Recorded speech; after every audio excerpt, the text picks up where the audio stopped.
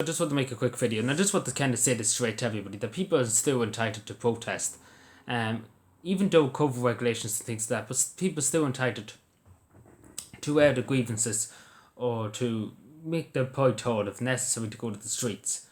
And obviously they're still entitled, there's nothing that can stop them. And I might be honest, there's nothing that can stop them. The Constitution is superior to regulations. But at the end of the day, when push comes to shove, people are entitled to opinion, and that's as simple as that. And I say that to the media and things like that. We have to understand that. But people are still entitled. I know people might say it's not the right time, it's this, that, and the other. But again, people are entitled to organise as much as they want, because again, they have that right. They have that inevitable right to protest and to assemble freely under peaceful circumstances. Obviously, if it's violent, there's no need to do it. Obviously, that's not required to. Obviously, that's not acceptable to assemble. If you're going to start trouble, if you're going to start violence, so that's obviously one aspect. But the majority of protests around the country the last few weeks were very peaceful. There was one or two incidents in Dublin with one or two people caused a bit of hassle. It wasn't everybody. Again, the media demonised everybody for going to this. It was one or two people who caused trouble, and obviously I want to condemn them for the person who fired the firework at the guards and the people who, threw objects at the guards and threw objects at members of the public. It's not justified. It's not anyway. It's not anyway. How would I put it? It's not anyway justified. So obviously say to these people that hopefully they face the full consequences of the law. People who threw the boxes and threw the fired the firework at the guards, endangering members of the public too. Hopefully they face consequences and hopefully they face time where they belong in prison. These people who caused trouble that day. But the people who peacefully assembled, they did nothing wrong, and that's just putting it straight. The people who were there and just peacefully assembled, not causing any trouble or anything like that. The media forgot all about that. But again, they're still entitled. At the end of the day, they're still entitled. I'm sure people would agree with my view. They're still entitled to protest. There's nothing that can really, and again, as I say, there's nothing that can really stop them. So yeah, I just want to say too, because again, the media kind of went to town on this the last few days. But again, I just say to the media too, that you don't hold every protest to account. In other words, you turn the blind eye whenever you feel like it. And whenever something suits your narrative and whatever narrative you're trying to spread. So, and obviously other people turn the blind eye too. Only members of the public turn the blind eye too. And I don't want to seem like I'm attacking anybody or anything like that. But again, we have to, if you're going to demonise one protest, you're going to demonise all the protests. And that's just something that needs to be done. Because, it's demonising one part of society for protests and not demonising the other side of society. It's not equal and it's not fair. So I just want to say that too. But again, as I say, even if it's the most stupidest thing in the world, like jam and eggs, if there's no jam and eggs, you're going to protest for 6 or 7 months because there's no jam. And it should be compulsory that you want jam and eggs. And obviously you start a big campaign over and everything like that. At the end of the day, you're still entitled to everything. There's nothing that can stop you. As long as you're not causing any trouble or hassle harassing anybody or anything like that. You can protest to your heart's content, and that's the brilliant thing with democracy. You can protest to your heart's content. There's nothing that can stop you as long as you're peaceful. Again, I say to people, if you ever go to any of these protests, don't go if you're going to cause trouble. Simple as that. Don't go to cause trouble. It's better to stay at home, and it's not worth causing trouble over anything. Because again, people there are to protest and have their grievances heard, and not trouble to start. And obviously that'd be the main topic then, when the trouble started. But yeah, so obviously I say to people, to obviously understand that people are still entitled to their opinion.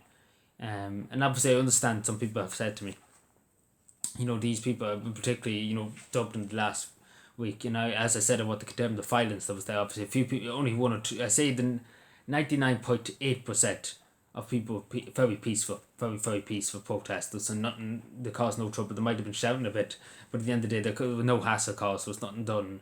They didn't start a big riot, as OT said in the West of them. There was one or two, or maybe 4 at most, that caused a bit of hassle and, caused a bit of trouble, which obviously I condemn in the strongest possible terms, firing fireworks and causing disruption to the throwing boxes at the guards and endangering other people. I condemn it in the strongest possible terms. But at the end of the day, we have to admit this, that everybody's entitled to protest, no matter if it's Black Lives Matter or anything like that. they're still entitled to protest, and obviously we should be thankful that we live in a country that we're allowed to do it. Obviously, I just want to mention Myanmar for a second, or Burma, used to be called Burma, near China. It's obviously beside India too.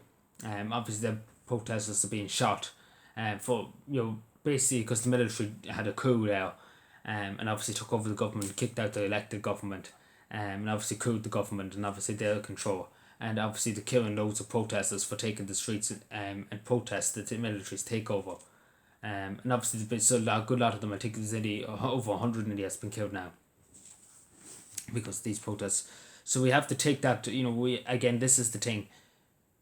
We have to not take these take protests for taking action for granted, I suppose, because again we don't realize until it's gone, because these people in Myanmar, for example, they never thought probably that the military would coup the government and everything like that and start killing its own people. So everybody's entitled to protest. Again, that's what happens when people don't use their right to protest. And these people want their government back over Myanmar. Over here, the protests over here at the moment. They just want to live. They just want to have, and the businesses to have an income, business to survive. They want people to be able to see their going to cancer treatments, going to see cervical screen checks, going to taking part in wider society. They just want to see that, and obviously I'm sure people would agree. Obviously people need to be seen for cancer treatment and need to be screened for cervical check and everything like that. These are things that cannot wait. These are things that cannot be left in the back burner. The same as everything. Same with businesses, small businesses. Because again, they'll have all the PPE, they'll have everything they need. At the end of the day, I'm sure if you give them the chance to be able to deal with it. So I just want to say to people, again, people are entitled to protest, and I know people will disagree with me on this, and that's democracy. But I'm sure people would agree that, at least, because again, as you see over there, they basically lost nearly the right to protest and to speak and to use their voice, obviously because the military took full power. And obviously many people are sacrificing their lives for Myanmar's freedom. So I just want to say that too. So we have to think about that too.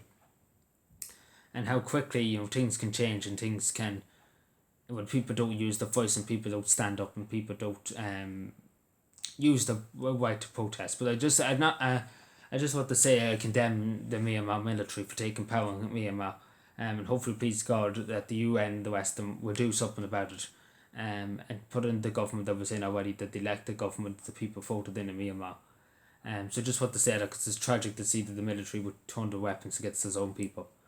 But yeah, just say that to me. I'm not comparing the Irish government to that, but I'm obviously just saying to people that people are still entitled to protest. So take care, everybody, and bye.